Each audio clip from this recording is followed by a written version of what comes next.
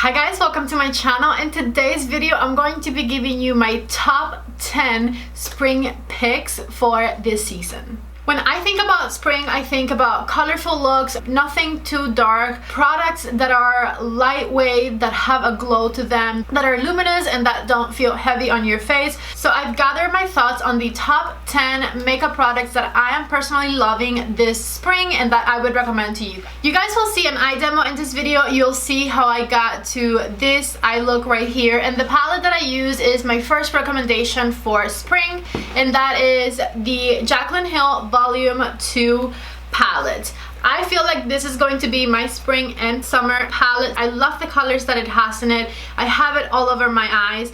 And you can totally do lighter looks with this one. If you guys haven't watched it yet, I did a 5 looks, 1 palette with this one. I will link it right there, where I went in depth and touched almost every shadow in here and showed you guys some beautiful colorful looks that you can be rocking this spring and summer. There is a 6th look in my review video with this palette. So these are definitely colors that I definitely feel very comfortable wearing this season. This palette has great pigmentation, it has no fallout, it blends amazing. There's nothing bad I can think of about it. It is awesome. And if you guys haven't grabbed yours yet and you're into colorful looks, I definitely recommend that you get this one. Everything I'm mentioning in this video will of course be linked down below, and I'm going to go ahead and show you guys how I did this eye look. For this eye look, all I did was use the color Certified as a base, and then I put Positivity on the crease area and outer corner.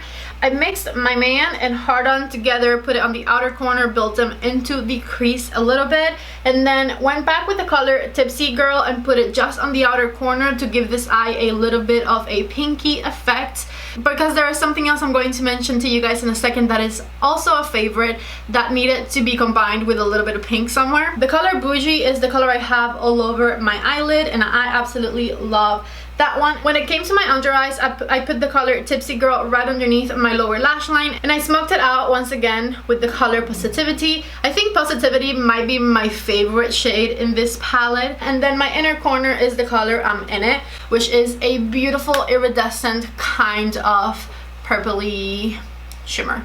I'm going in the order that I apply things, not in the order in which things are my favorites. So my next recommendation is this right here. This is the most surprising foundation ever. I literally didn't think much of this when it first came out. I received it from Influencer and it was sitting in a box for like close to 3 weeks, I'm thinking. And once I tried it, I fell in love with it. This is the most lightweight, most natural foundation that still covers what needs to be covered that I can think of. I think it is hands down the most skin-like product I have. It's like not super glowy, but definitely doesn't have any matte in it. It is so hydrating. When I put it on, it looks like I just have beautifully perfected skin, but it doesn't look like I have a ton of makeup on it. I do have to build it up. I think I used around 4 pumps for my whole face today, but it gives you such a beautiful natural look, and it doesn't feel heavy, it doesn't feel sticky, it doesn't feel like anything. It feels like you just put a moisturizer on. It's the craziest thing. So this Reboot foundation, I don't know why I don't hear anybody else talking about it. It is amazing. It is so good. I love it. Next, I'm going to recommend to you guys a product that I have been obsessing over, and that is this Pat McGrath concealer. I love this since the day I tried it. I like the coverage. It doesn't feel heavy. It blends out amazingly, and it feels very lightweight, just like the foundation, which I love for this time of year. So if you're on the market for a new concealer, please try the Pat McGrath one. It is so good. So good. 100% recommend. I'm pretty sure this is currently in my top 3 concealers I've ever tried. Another product that I'm absolutely obsessed with this year for this season is this right here. This is the Wet n Wild Hello Halo. This one is called Highlight Bling, and the part of this that I'm obsessed with is the blush. I don't love the highlighter, even though it is a beautiful highlighter. I think it makes my texture on my skin show up a little bit too much, but this peachy luminous blush right here, it is to die for. Of course, that's what I'm wearing today. I feel like it's not too peachy or too bright, but it has the perfect amount of color and luminosity to it that I have been really liking it. I'm personally not much of a blush person. I usually stick to one or two and I just put them in my rotation and I steer clear of everything else. So I was so surprised when I tried this and I absolutely fell in love with it. So this is super inexpensive and it is such a beautiful peachy blush. It's perfect for this time of year.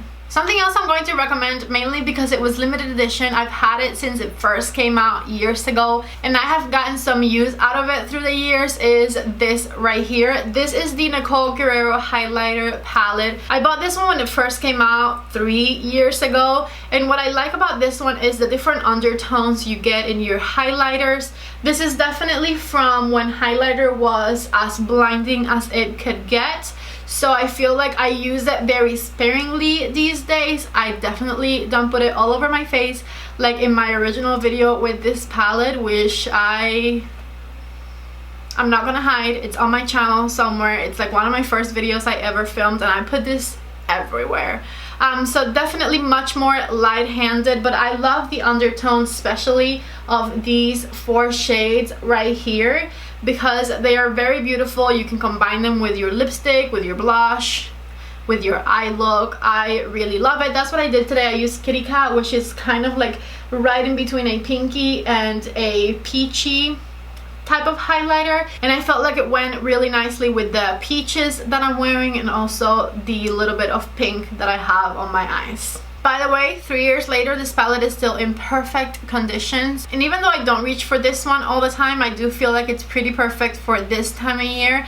And if you didn't get it the first round, this is your opportunity to get your hands on it. Okay, something else I am totally recommending is this setting powder from Pat McGrath right here. I bought this one when I bought the concealer and I have been obsessing over both. They go great together, but I have even used the powder more than the concealer because I sometimes use my YSL Touche Éclat concealer, which I love, and I have been setting it with this powder a lot. This powder is absolutely beautiful. It looks like I'm not powdering my under eyes. It feels like nothing, yet it sets my concealer in place. It doesn't change the color of it. It's just perfect. It's very weightless. It doesn't leave any kind of cast on my face. It literally looks like my concealer just like dried down and set on its own, not like I put powder on top of it, you know? So this under eye setting powder from Pat McGrath is definitely a win, and it's super lightweight, so it's a spring must-have. If you guys notice, I don't do a lot of eyeliner on top of my eye because I'd rather the shimmer on my eyelids to show than like a black line that I put on top, because I don't have that much eyelid space. But I do love to play with eyeliners in my waterline. A lot of the looks that I've been doing lately with the Jaclyn palette, with the Love palette by Natasha Denona, and any other like palettes that have pinky colors in it, is I love to put this in my waterline. So this is definitely a recommendation. This is the Fenty eyeliner. They are mechanical eyeliners. You twist them up.